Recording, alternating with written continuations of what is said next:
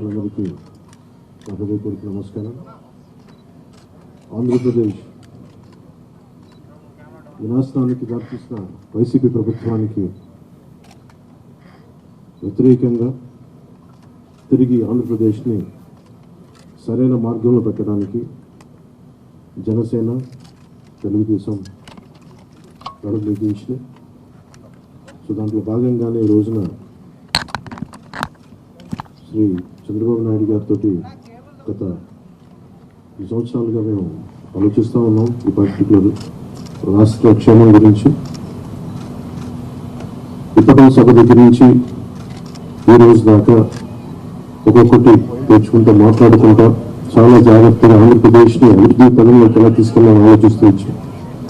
అది భాగంగానే ఈ రోజున ఒక బంగారు భవిష్యత్తు కోసం రాష్ట్రాన్ని సరైన అభివృద్ధి పదంలో పెట్టడానికి మనస్ఫూర్తిగా ఈ రోజున శ్రీకారం చుట్టడం జరిగింది. అది భాగంగానే ఈ రోజున జనసేన, తెలుగుదేశం కలిసి పదం విధించినాయి. దీనికి మరింత బలోపేతం చేయడానికి భారతీయ జనతా పార్టీ కూడా శుభాశిస్సులు ఉన్నాయి. దీనికి మీ అందరికీ తెలిసిందే. ఇదే ప్రభుత్వం ఎలా వెళ్ళబోతున్నాం, ఎట్లా వెళ్ళబోతున్నాం, ముందు పెద్దలు, మాజీ ముఖ్యమంత్రి, ప్రతిపక్ష నాయకులు శ్రీ నారా చంద్రబాబు నాయుడు గారు వివరిస్తారు. ఆ తర్వాత జనసేన ఎన్ని స్థానాల్లో పోటీ చేస్తామని తెలియజేస్తారు.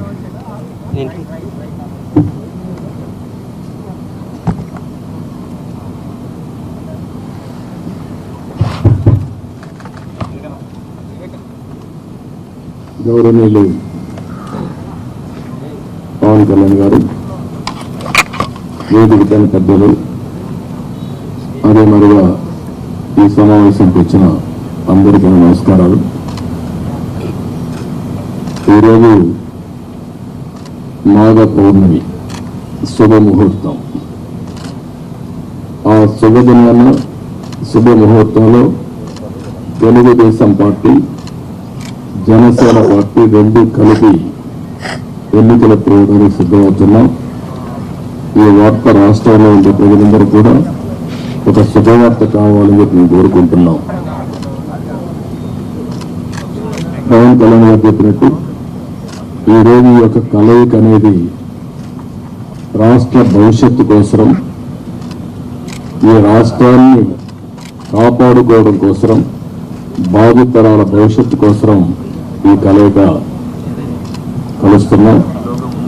అదే మాదిరిగా ఈ కలయికలో భాగంగా ఇద్దరు కలిసి చాలాసార్లు మాట్లాడుకున్నాం. పార్టీ నాయకులు మాట్లాడుకున్నాం.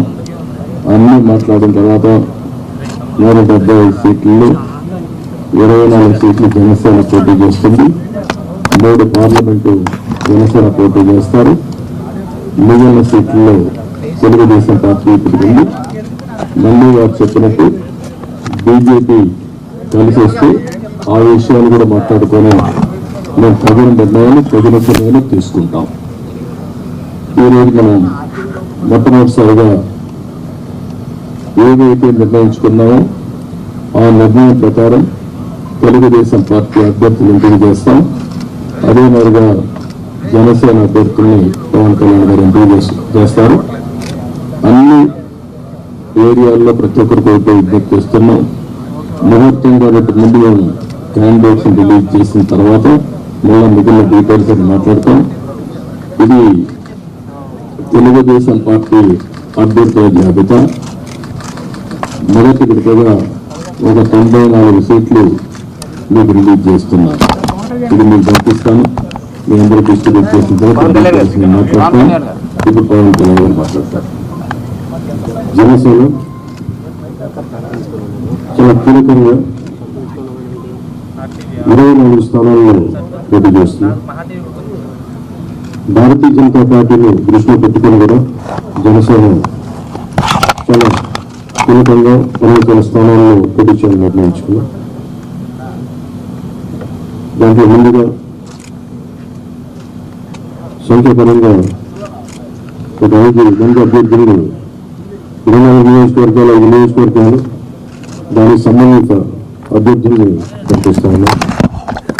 నెల్లిమర్ల శ్రీమతి లోకం మాధవి గారు, అనకాపల్లి శ్రీ కొనతల రామకృష్ణ గారు, రాజానగరం గట్టిరి బలరామకృష్ణ గారు, కాకినాడ రూరల్ పంతం నానాజీ గారు, తెనాలి శ్రీ నాగేంద్ర బలహన్ గారు పోటీ చేస్తారు.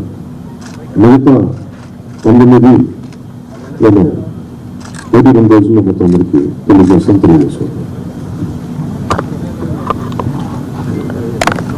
ఇప్పుడు నేను పేరు చేయాల్సిన అవసరం లేదనుకుంటాను. గవర్నమెంట్ చేస్తాను. Okay,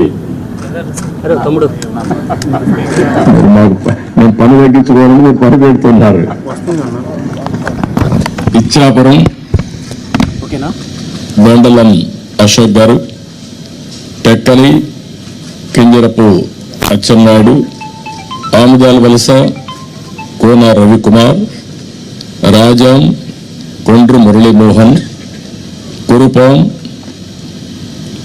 Toyaka Jagadishwari, Parvathipuram Vijaya Bonela, Salur Gummadi Sandhyarani, Bobbili RSV KK Rangarao, Gajapathinagaram Kondapalli Srinivas, Vizianagaram Posapati Aditi Vijayalakshmi Gajapathiraju, Visakhapatnam east Velagapudi Ramakrishnababu, Visakhapatnam west PGVR Naidu alias Gannababu, Araku valley Siriveri Donnadora, Payakaraopeta Vangalapudi Anitha, Narsipatnam Chintakayala Ayyannapatrudu, Tuni Yanamala Divya, Peddapuram Nimmakayala Chinarajappa, Anaparthi నంగమల్లి Ramakrishna Reddy, Mummidivaram డోట్ల Subbaraju,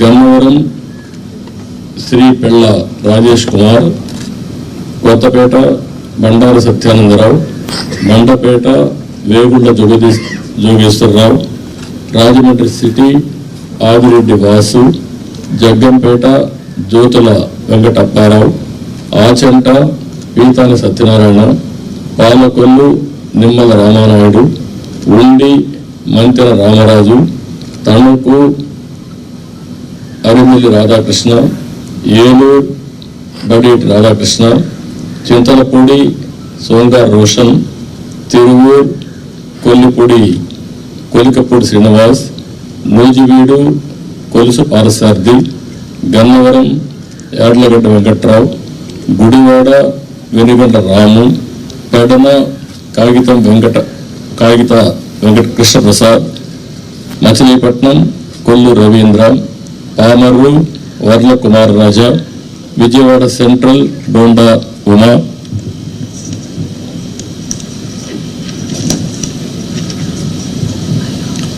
Vijayawada east Gadde Rammohan Rao, Nandigama తంగరల Soumya, Jaggayyapeta Sriram Rajagopal తాతయ్య, తాడికొండ తెనాలి శ్రావణ్ కుమార్, మంగళగిరి నారా లోకేష్, పొన్నూరు ధూళిపల్ల నరేంద్ర, వేమూరు నక్క ఆనందబాబు, రేపల్లె అనువని సత్యప్రసాద్, బాపట్ల వేగేసిన నాగేంద్ర వర్మ, ప్రత్తిపాడు బోర్ల Ramanjaneyulu, తెల్లూరుపేట Pattipati Pullarao, Sattenapalli Kanna Lakshminarayana, Venukonda G V Anjaneyulu, Macherla Julakanti Brahmanandareddy, Yerragondapalem Guduri election Babu, Parchur Eluri Sambasivarao, Addanki Ottipati Ravikumar, Santhakulapadu Bommaji Niranjan Vijay Kumar, Ongole Ramarpalli Janardhan Rao, Kondepi Dolashri Bala Veeranjaneya Swamy, Kanigiri Mukku Ugra Narasimhareddy, Kavali Kavya Krishnareddy, Nellore city P Narayana, Nellore rural Kotamreddy Sridhar Reddy, Gudur Pasam Sunil Kumar, Sullurpeta Nandula Vijayasri, Udayagiri Kakarla Suresh, Kadapa Madhavareddy, Rayachoti Mandapalli Ramprasad Reddy, Pulivendula Marreddy Ravindra Reddy, Mydukur Potta Sudhakar Yadav, Allagadda Bhuma Akhilapriyareddy, Srisailam Budda Rajasekhar Reddy, Kurnool TG Bharat, Panyam Gowri Charithareddy, Nandyal NMD Farooq, Banaganapalle BC Janardhan Reddy, Dhone Kotla Suryaprakash Reddy,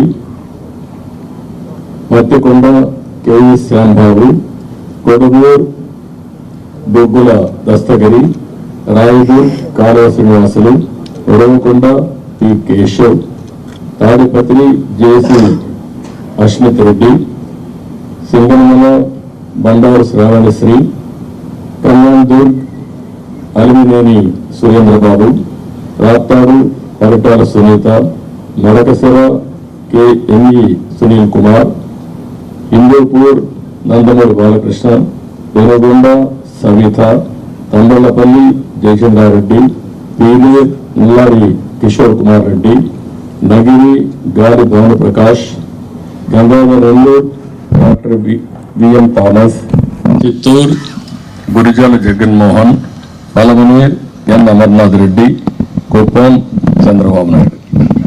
లాస్ట్లో ఇవి టోటల్గా 94 నేమ్స్ ఈరోజు మేము రిలీజ్ చేశాం. వారు ఎక్సర్సైజ్ చేసి ఇప్పుడే 5 పేర్లు వారు రిలీజ్ చేశారు. ఇప్పుడు వారు మాట్లాడిన తర్వాత మనం మేము మాట్లాడి సమ్మింగ్ అప్ చేస్తాం. జనసేన చాలా కీలకంగా ఓట్లు చెల్లకుండా 98% స్ట్రైకింగ్ రేట్ ఉండేలాగా ఎక్కువ స్థానాలు తీసేసుకొని ఎక్స్పెరిమెంట్ చేసే కంటే కూడా తక్కువ స్థానాలు తీసుకొని రాష్ట్ర ప్రజలకు ఉపయోగపడేలాగా ఈరోజు మేము చూస్తుంది కూడా రాష్ట్రాన్ని ముందు ఒక గాడిలో పెట్టడం, పార్టీ ప్రయోజనాలను దాటి వ్యక్తి ప్రయోజనాలను దాటి రాష్ట్ర ప్రయోజనాలను దృష్టిలో పెట్టుకొని 2014 నుంచి మనం నలుగుతా ఉన్నాం. 2019కి అరాచక పాలన వల్ల ఇంకా నలిగిపోతా ఉన్నాం. ఇలాంటి సమయంలో నేను చాలా నిర్మాణాత్మకంగా చాలా బాధ్యతతోటి అన్ని ఆలోచించి చాలామంది పెద్దలు 40 స్థానాలు కావాలి 70 స్థానాలు కావాలంటే ఒకటే చెప్పాను అందరికీ. 2019లో కనీసం నాకు ఒక 10 స్థానాలు ఉందంటే ఈరోజు ఎక్కువ స్థానాలు తీసుకొని ఒక మంచి చక్కటి అవకాశం ఉండేది. అది కోల్పోయాం కాబట్టి ఈసారి తక్కువ స్థానాలతోటి 98% స్ట్రైకింగ్ రేట్ ఉండాలి. దాంట్లో భాగంగానే 24 స్థానాలు 3 పార్లమెంట్లు ఫిక్స్ అయిపోయాం. అలాగే 24 స్థానాలు కనిపిస్తున్నాయి కానీ జనసేనకి మనం చూడాల్సింది 3 పార్లమెంట్లో ఇంకొక అదనంగా ఇంకొక 18 నుంచి 20 దాకా స్థానాలు అధికంగా యాడ్ అవుతాయి. సో దాదాపు ఒకలా చూస్తే జనసేన అందులో అనుకున్నట్టుగా ఒక 40 స్థానాల్లో పోటీ చేస్తున్నట్టు లెక్క 3 పార్లమెంట్తో కలుపుకొని. నేను కూడా ఒక ఈ అలయన్స్ బలంగా ఉండాలి, టీడీపీ జనసేన అలయన్స్ బలంగా ఉండాలి అంటే నేను కూడా ప్రత్యేకించి భారతీయ జనతా పార్టీని దృష్టిలో పెట్టుకొని కూడా నా సీట్లని కుదించుకోవడం జరిగింది. ఇది మన నాయకులందరికీ కూడా వ్యక్తి ప్రయోజనాలను పక్కన పెట్టి రాష్ట్ర ప్రయోజనాలని ముందుకు తీసుకెళ్దాం. ఓటు ట్రాన్స్ఫర్ అయిన రోజున ఎవరైతే త్యాగాలు చేశారో, ఎవరైతే కష్టపడి పనిచేశారో ప్రతి ఒక్కరికి పేరు పేరున ఈ సభావేదిక మీదుగా నేను తెలియజేసుకుంటా ఉన్నాను. ప్రతి ఒక్కరికి మీ ప్రతిభతోటి మీ సమర్థతతోటి మీ అనుభవం ఎలా ఉందో దానికి తగ్గ ప్రతిఫలం ఉంటుంది. భవిష్యత్తులో పదవులు మన ప్రభుత్వం స్థాపించిన వెంటనే ఎలాంటి పదవులు మీ సమర్థతకి మీ ప్రతిభకి తగ్గట్టుగా ఖచ్చితంగా మీకు అండగా ఉంటాయని తెలియజేసుకుంటూ ప్రతి జన సైనికులకి, ప్రతి వీర మహిళలకి, ప్రతి జనసేన మద్దతుదారులందరికీ కూడా మన ఓటు టీడీపీకి వెళ్ళటం ఎంత ముఖ్యమో టీడీపీ ఓటు కూడా మనకు రావడం అంతే ముఖ్యం. జనసేన ఓటు ఖచ్చితంగా టీడీపీకి ట్రాన్స్ఫర్ అయితేనే ఈ రాష్ట్రం చాలా అద్భుతంగా ఉంటుంది. ఎట్టి పరిస్థితుల్లో కూడా ఓటు ట్రాన్స్ఫర్ అనేది ఖచ్చితంగా జరగాలి. అందుకని ఎలాంటి పొరపక్షాల మధ్యలో 1-2 వచ్చిన వైసీపీ దుష్ట పన్నాగాలు కొన్ని ఏదైనా ఎలాంటి విభేదాలు సృష్టించినా వాటిని మేము అందరూ సమర్థవంతంగా ఎదుర్కోవడానికి, కలిసికట్టుగా ఎదుర్కోవడానికి మేము పూర్తి సంసిద్ధతతో ఉన్నాం. ఆయన సిద్ధం సిద్ధం సిద్ధం అని చావగొడుతూ ఉన్నారు. బాబు నీకు యుద్ధం ఇస్తాం నీకు. అది ఎందుకు యుద్ధం చేస్తామంటే ప్రజలు తిరిగి ఆంధ్రప్రదేశ్ని గాడిలో పెట్టడానికి యుద్ధం చేస్తాం నీకు. అయితే మనస్ఫూర్తిగా ప్రజలందరికీ కూడా చాలా శుభదినం. మనం ప్రభుత్వాన్ని స్థాపిస్తున్నాం, మనం గెలుస్తున్నాం. జై జనసేన, జై టీడీపీ, జై హింద్.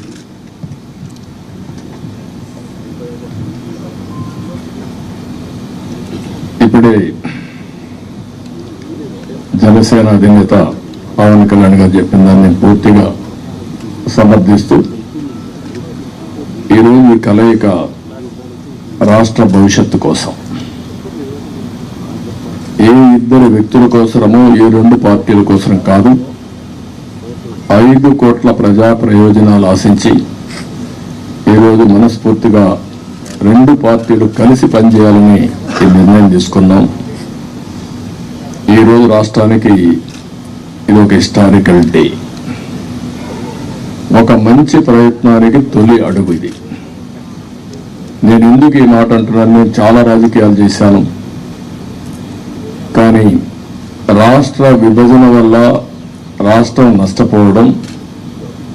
నష్టపోయిన రాష్ట్రాన్ని మళ్లీ ఘాట్లో వేయడానికి ప్రయత్నం చేసే సమయంలో 19లో మళ్ళా ఒక విఘాతం రావడం, ఆ విఘాతం వచ్చిన తర్వాత రాష్ట్రం విడిపోయినప్పటికంటే 19 తర్వాత జగన్మోహన్ రెడ్డి ముఖ్యమంత్రి అయిన తర్వాత ఈ రాష్ట్రాన్ని ఎన్ని విధాల ఇబ్బంది పెట్టాలో తిరిగి కోలుకోలేని స్థితికి తీసుకెళ్లిపోయే పరిస్థితికి వచ్చాడు.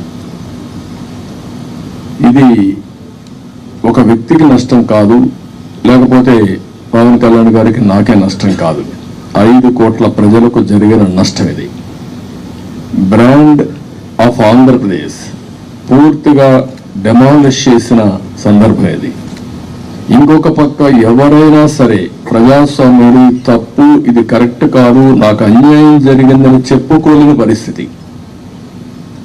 ఈ అవమానాలు ప్రజలు భరించారు, కార్యకర్తలు భరించారు, పత్రికా విలేకరులు భరించారు, మేము కూడా భరించాం. నా విషయం మీ అందరికీ తెలుసు, 5 కోట్ల మందికి. పవన్ కళ్యాణ్ గారు ఒక మంచి ఉద్దేశంతో వస్తే ఇప్పటం గ్రామంలో జరిగినటువంటి సంఘటన దగ్గర నుంచి విశాఖపట్నంలో రోడ్ షో కూడా చేయకుండా చేసే పరిస్థితి, అడుగడుగున రాజకీయ నాయకుల్ని అడ్డుకొని అరెస్టులు చేసే పరిస్థితి వచ్చింది. అవన్నీ కూడా దృష్టిలో పెట్టుకున్న తర్వాత మేము ఒకటే ఆలోచించాం, మేమందరం కూడా రాగద్వేషాలకు అతీతంగా 2 పార్టీలు కలిసి మనస్ఫూర్తిగా సహకరించి ఈ రాష్ట్రాన్ని కాపాడే బాధ్యత మేము తీసుకోవాలనే ఉద్దేశంతోనే ఈ ఎక్సర్సైజ్కి ప్రారంభించాం. అయితే ఈరోజు ఒక అహంకారంతో ఇక్కడ మనం కూర్చున్నాం. దీని పక్కనే ప్రజావేదిక విధ్వంసంతో ప్రారంభమైంది. ఆ ప్రజావేదిక విధ్వంసం అయిన తర్వాత డెబ్రీస్ ఇంతవరకు కూడా తెలియదు. ఒక అహంభావి ఎంత ఈ విధంగా ప్రవర్తిస్తాడనడానికి ఇది ఒక ఉదాహరణ. అంటే అనునిత్యం నేను కానీ నా దగ్గరకు వచ్చిన పవన్ కళ్యాణ్ గారు కూడా చూస్తే గుర్తు రావాలి ఆ విధ్వంసం. ఆ విధంగా విధ్వంసం చేసే పరిస్థితికి వచ్చారు.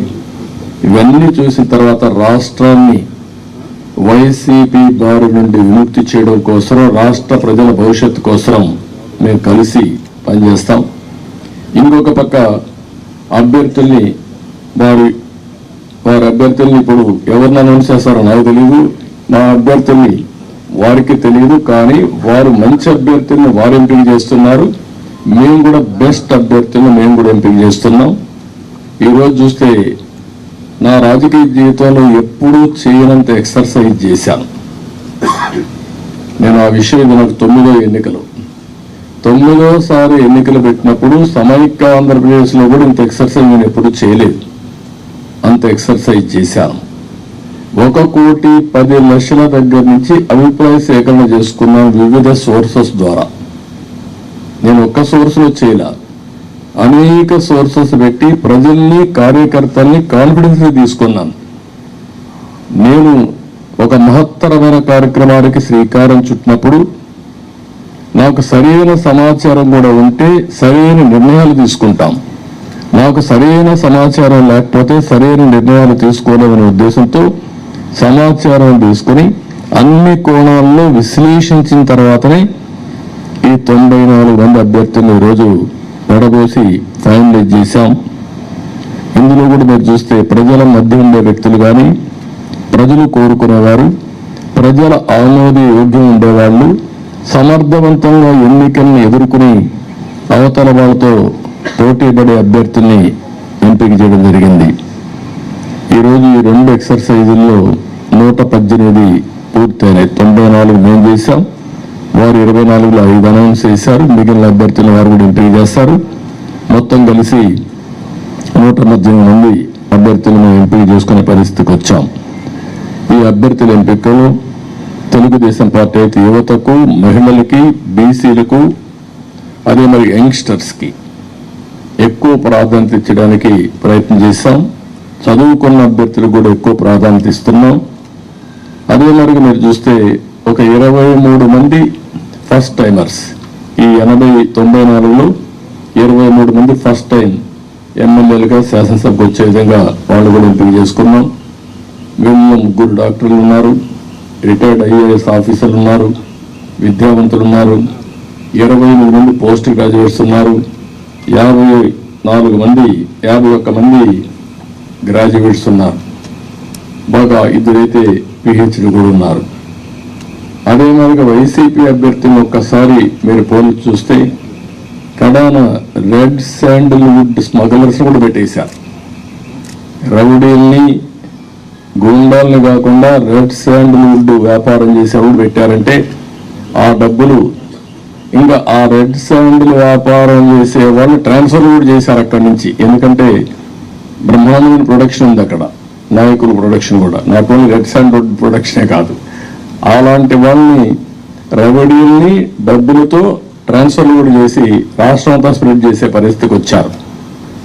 ఈ విషయం కూడా ప్రజలు కూడా గుర్తుపెట్టుకోవాల్సిన అవసరం ఉంది. ఈరోజు మేము చేసిన అభ్యర్థుల్ని, ప్రజలకు జవాబుదారీతనంగా ఉండే అభ్యర్థుల్ని అటు జనసేన ఇటు తెలుగుదేశం పార్టీ ఇద్దరు కూడా చేశాం. ఈరోజు ప్రజల్లో తీవ్రమైన వ్యతిరేకత ఉంది. ఎంత వ్యతిరేకత ఉందంటే భయం కూడా అంత ఉంది. ఈరోజు మీరున్నారు ప్రెస్, మీ మీద సిరీస్ ఆఫ్ దాడులు జరిగాయి. సిరీస్ ఆఫ్ దాడులు జరిగితే మీరు ప్రతిఘటించాలి అని నిస్సాహిస్థితిలో మీరున్నారు. ఏమనుకో అంటే మనోధైర్యాన్ని కూడా కోల్పోయే పరిస్థితిలో ఉన్నారు. ఒక వ్యక్తి స్వేచ్ఛగా వాళ్ళ అభిప్రాయాలు చెప్పే స్వేచ్ఛ ప్రతి ఒక్క వ్యక్తికి ఉంది. అదేవిధంగా పత్రికా విలేకరులకి బాధ్యత ఉంది. అతనికి స్వేచ్ఛ ఉంది, మీకు బాధ్యత ఉంది.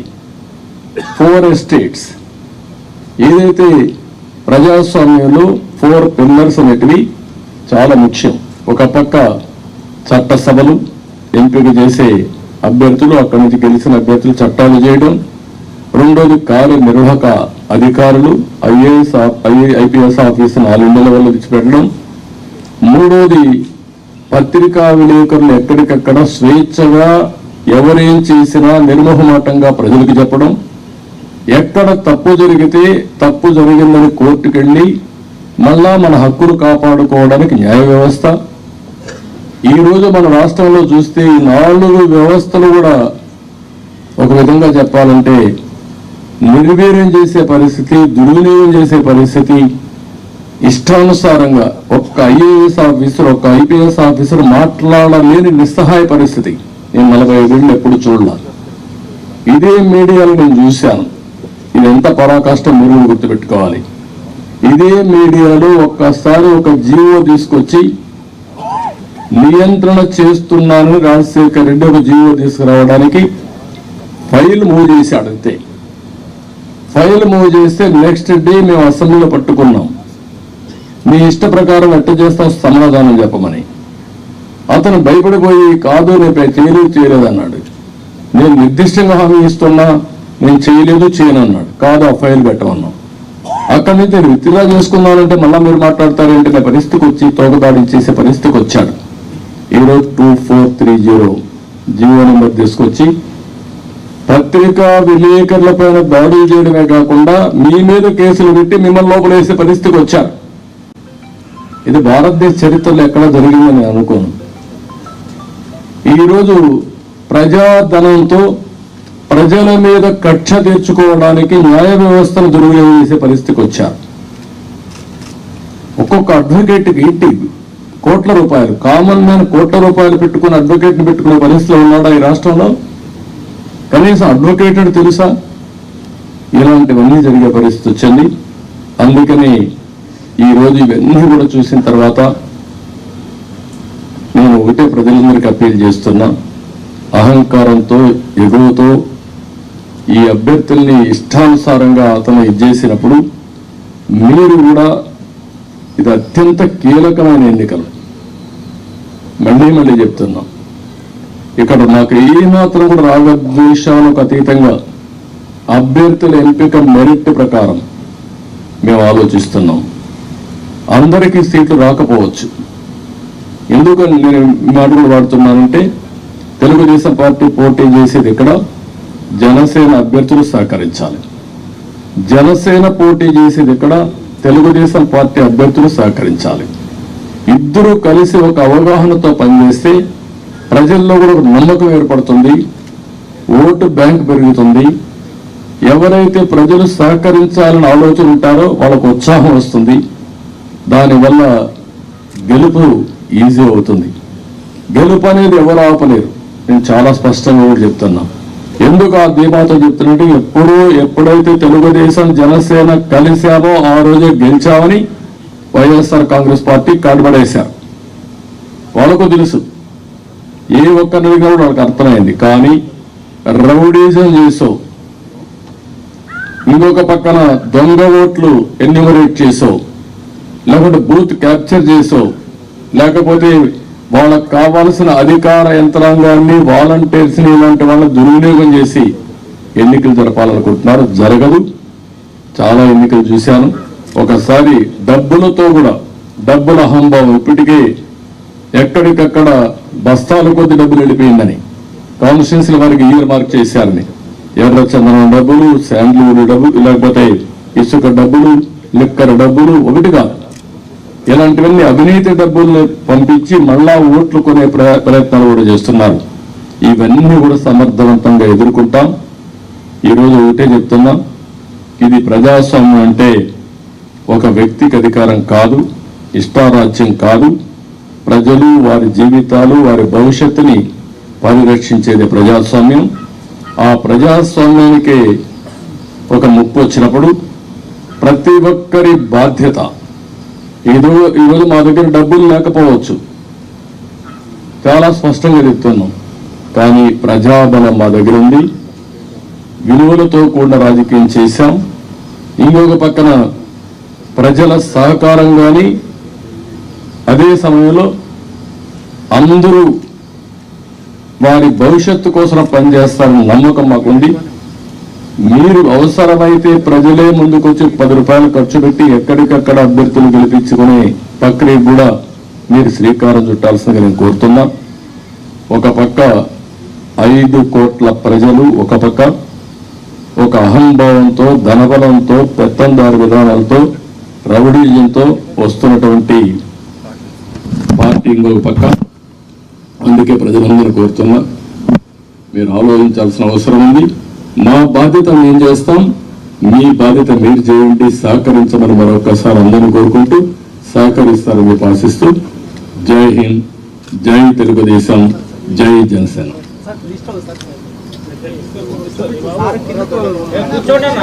కూర్చోండి కూర్చోండి కూర్చోండి అన్న కూర్చోండి కూర్చోండి.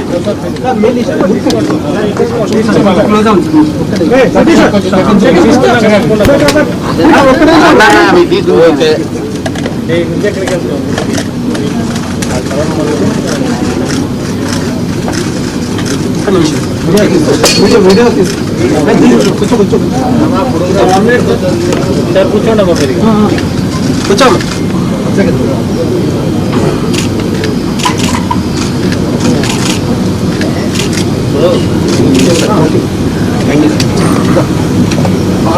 ఎక్కడి నుంచి పోటీ చేస్తారో చెప్పలేదు మీరు.